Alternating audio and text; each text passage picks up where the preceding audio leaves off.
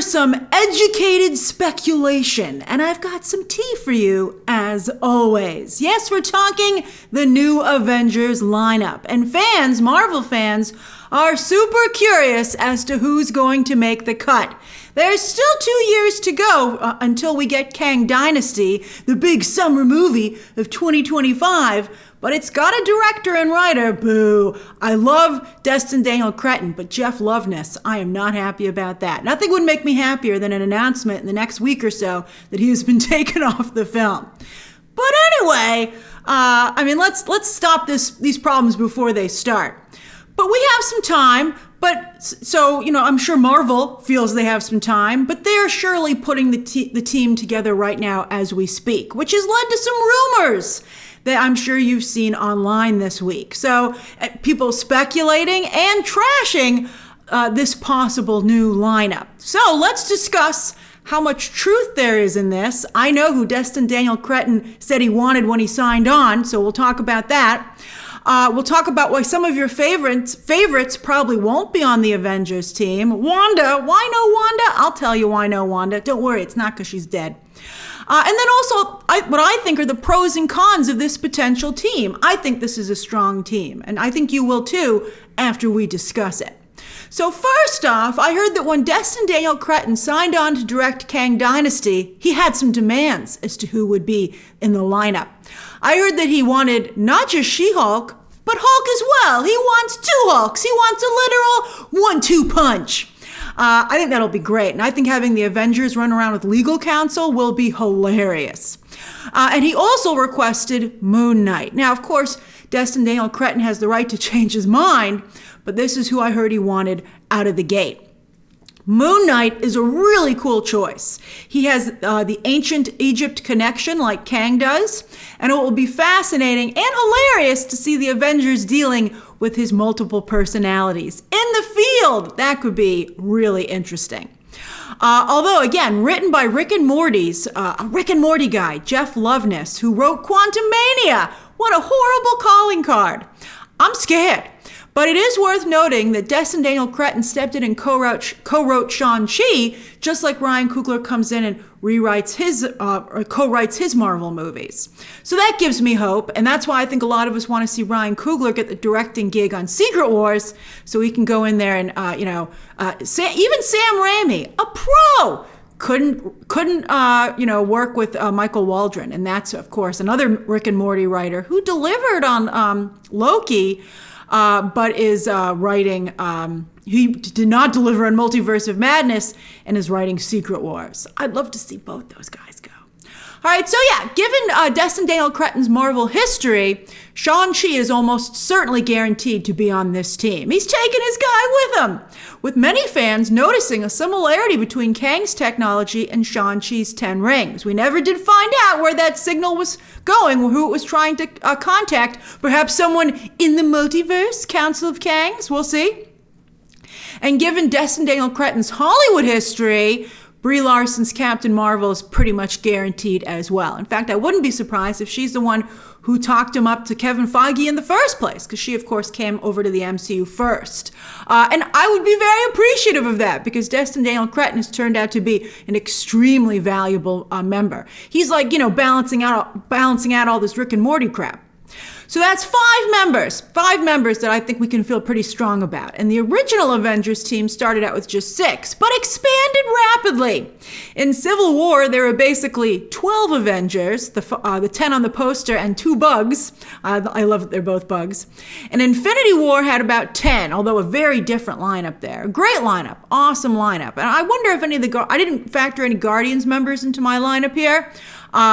I think they're probably going to want to take a little bit of a break after the explosive end of their trilogy, but you never know for sure. But I think 10 to 12 is the range that Kang Dynasty's Avengers team will find itself in. For the purposes of this conversation, I'm going to go with 10. 12 seems like a bit much. I'm going to go with, especially when you have such an incredible, 12 in Civil War was okay because they were fighting each other. But in Kang Dynasty, you're going up against Jonathan Majors, oh boy, and you want to make sure that he has a lot of screen time. So I think 10 is a good amount. Now, I don't see how you can't have the new Captain America or the new Black Panther on this team without it seeming super sketchy. Like, wow. So I think they're going to be on the team, as they should. I'll explain why when I break down the merits of this lineup. And then, of course, Spider-Man and Tom Holland are hugely, insanely popular. So I think he's a given, too. Would Ant-Man get the 10th spot? Maybe because of his history with Kang, but then I think it's pretty clear Loki is the MCU's resident expert on Kang. He discovered him in his first season, and I hear his season 2 is all about trying to stop Kang and potentially better understanding him. So I wouldn't be surprised if maybe Loki gets the 10th spot. So I'm not sure Ant-Man will be in the new Avengers lineup at all. As many of you said, he'd have to bring Wasp over with him. And, I think his movie didn't go over so well. So I think some of us are like ready for a break. Although Kang Dynasty is, again, of course, 2 years away still. Other contenders. When you hear these other contenders, you'll be like, don't go with Ant-Man. So I heard that Kevin Feige, now we know what Destin Daniel Cretton wants, but I heard that Kevin Feige wants to make Daredevil an Avenger. Ho! Now Daredevil, of course, doesn't really have, he has enhanced senses, but would that make him able to be on an Avenger level? Sure, why not? If Sam Wilson can, he doesn't have any superpowers. He hasn't taken the super soldier serum. Hawkeye was an Avenger. And Daredevil is just, you know what his superpower is? Popularity. That's for sure. So I heard Kevin Feige would like him to be in both Avengers movies, but if he had to pick, it'll be in Secret Wars. But he could be in both. Daredevil could be in both, and he'd be coming off his 18-episode series on Disney+. Daredevil, again, has proven to be quite popular. I would say he's as popular as Tom Holland's Spider-Man. And he already has the She-Hulk connection. So I think that could work out really well. And if you look to the comics and the original Kang Dynasty storyline, that was very much a West Coast Avengers situation. Both Vision and Wonder Man were key players in that story. Destin Daniel Cretton is behind the Wonder Man show, although I would be surprised if that character is ready to level up to the Avengers. With the only thing that makes me feel like he could is the Destin Daniel Cretton connection. But I feel like Wonder Man is setting up for going into the Wandaverse. And so, yes, let's talk about Wanda. In the Wandaverse, I think that Vision, speaking of Disney Plus, Vision is getting his own Disney Plus show as well, which I think is further going to expand the Wandaverse. And that show is on the West Coast. The Vision show is rumored to be on the West Coast, just like Wonder Man is.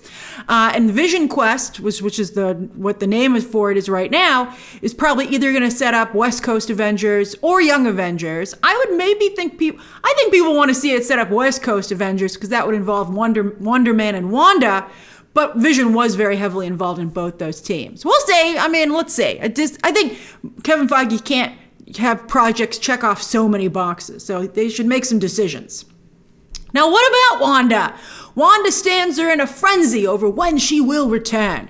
And I think, she is the star of an almost $1 billion movie. And I know it was technically Doctor Strange too, but come on, it was Wanda. But Wanda was the villain of that film. I'm not sure if Wanda will go back to being an Avenger anytime soon. Because think about it. Wiccan is about to be introduced in Agatha Coven of Chaos, and I think the MCU will be focusing on the Children's Crusade storyline first, with Wanda getting her family and mental health back in order before she even considers returning to the Avengers. If I was going to bring her back to the Avengers, it would be for Secret Wars. Because, that's going to be a big fight-em-up movie. And so bring Wanda in there. I don't think she needs to be in Kang Dynasty. And I think she's going to be showing up in other things, so don't worry about it. What about Doctor Strange? He certainly has a lot of experience with the multiverse thanks to No Way Home, although that went horribly. I'd be like, is this your resume? No, we'll call you. Thank you. But Loki, he has much better history with the multiverse. It was much better received with fans.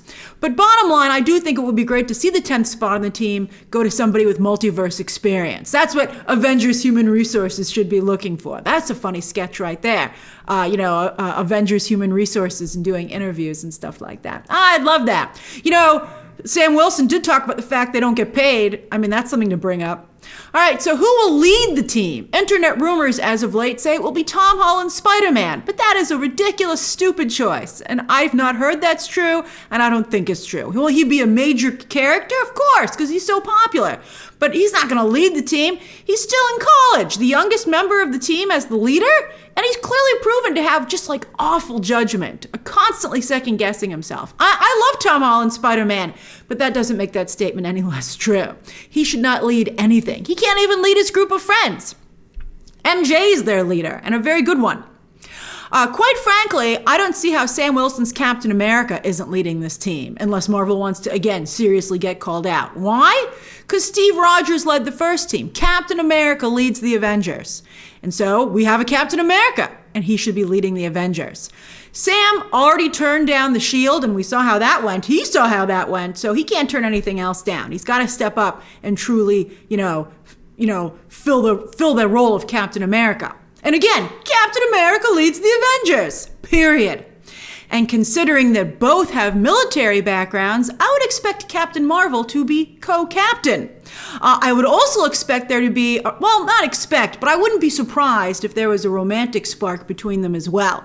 Because in the comics, Sam Wilson's Cap was in a relationship with the mighty Thor, while Carol Danvers was in one with War Machine. Actually, neither one of those romances ever really caught on with fans.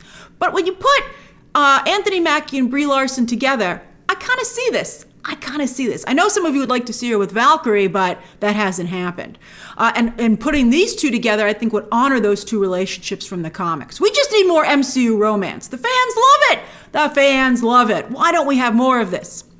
Although speaking of fan reaction, I think that fan reaction and box office for the Marvels will be really important in determining just how big a role Brie Larson has in Kang Dynasty.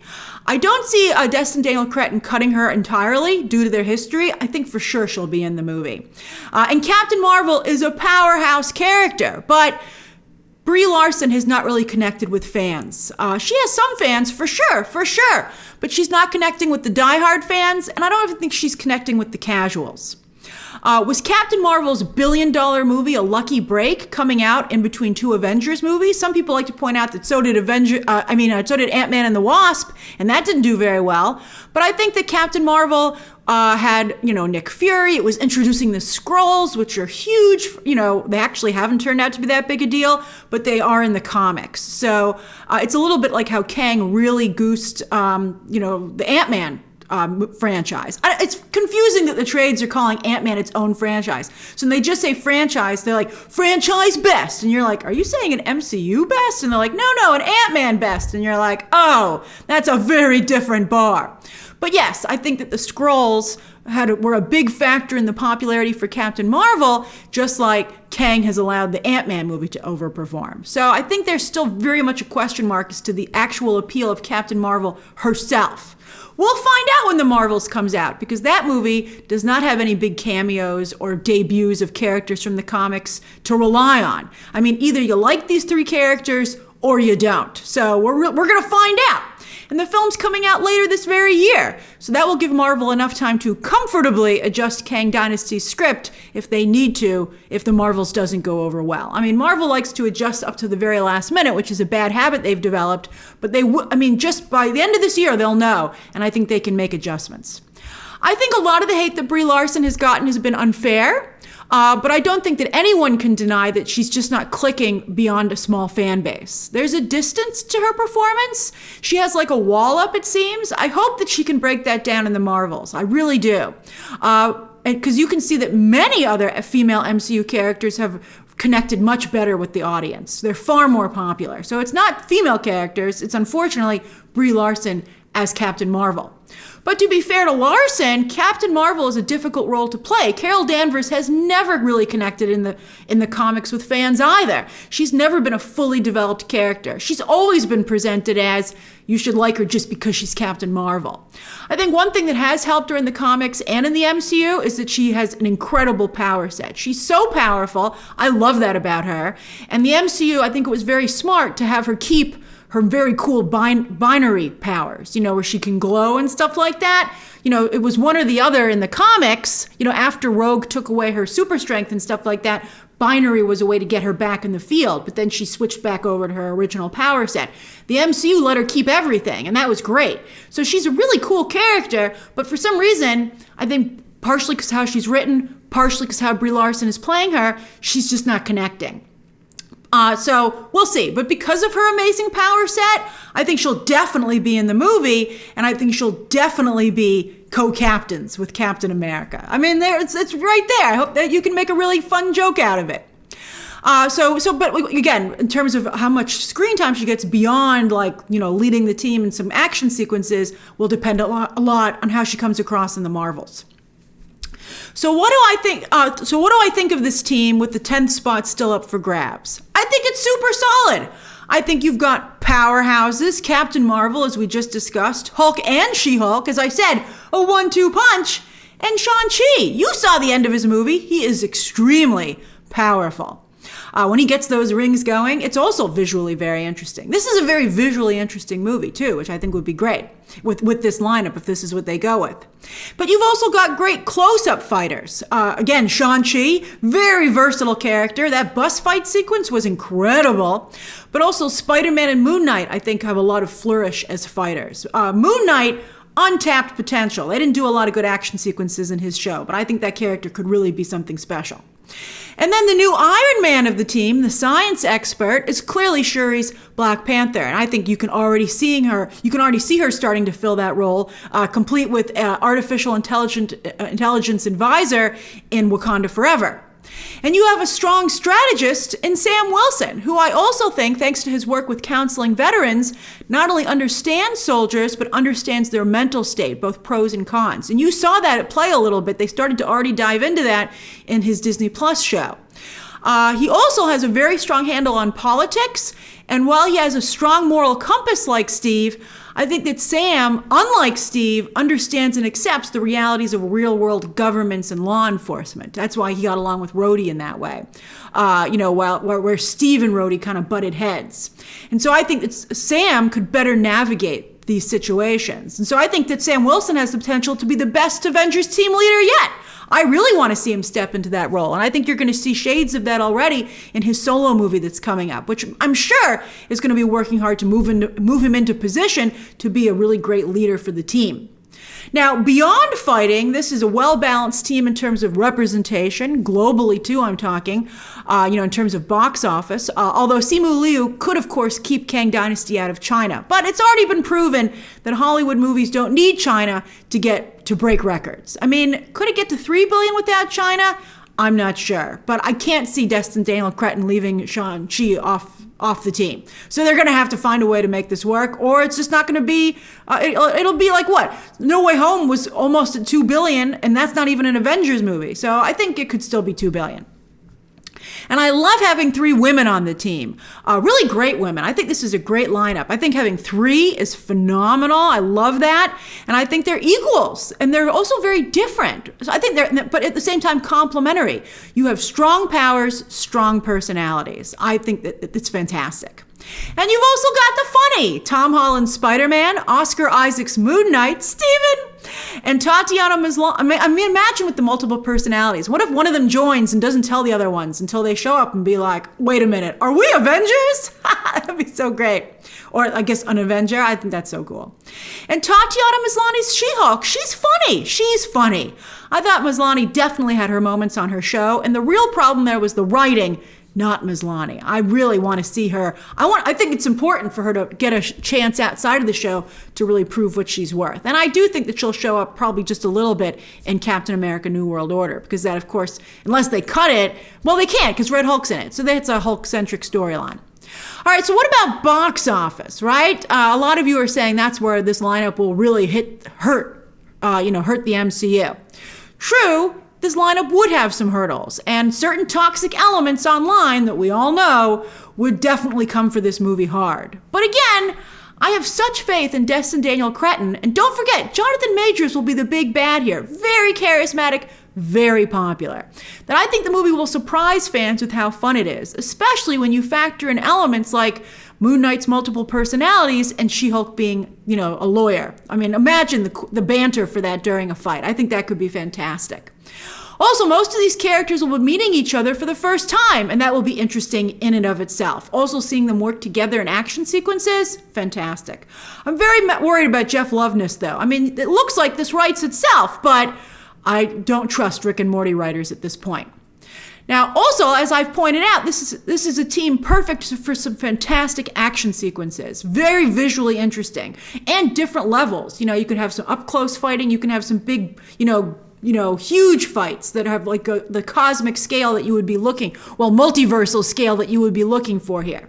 And I think that would, of course, be really crucial to the film. And Daniel Cretton proved with Shang Chi that he understands the importance of action, but also emotion. I mean, come on, who didn't cry at the end of Shang Chi? That was sad with Tony Leung. Amazing stuff. But anyway, I think Daniel Cretton is someone like the Russo brothers who knows what he needs to deliver. And so also, don't underestimate that 10th spot. Who's gonna get it? Ant-Man?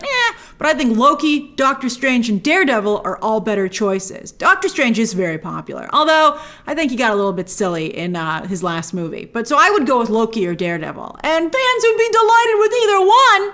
I know, again, they could go as high as 12 members, so they could add more than one of these. I would stick with 10, but they could go 10 to 12. But again, fans would be absolutely thrilled, and it would do a lot, I think, to win over audiences. So you still have a wild card there. So that's my breakdown of the potential Avengers lineup for Kang Dynasty. What do you think? And did I change your mind at all? What would you add, and as pros and cons? And who do you think should get that 10th or 11th and 12th spots? Share your thoughts down below, subscribe today, and of course, as always, you can check out some more videos right now.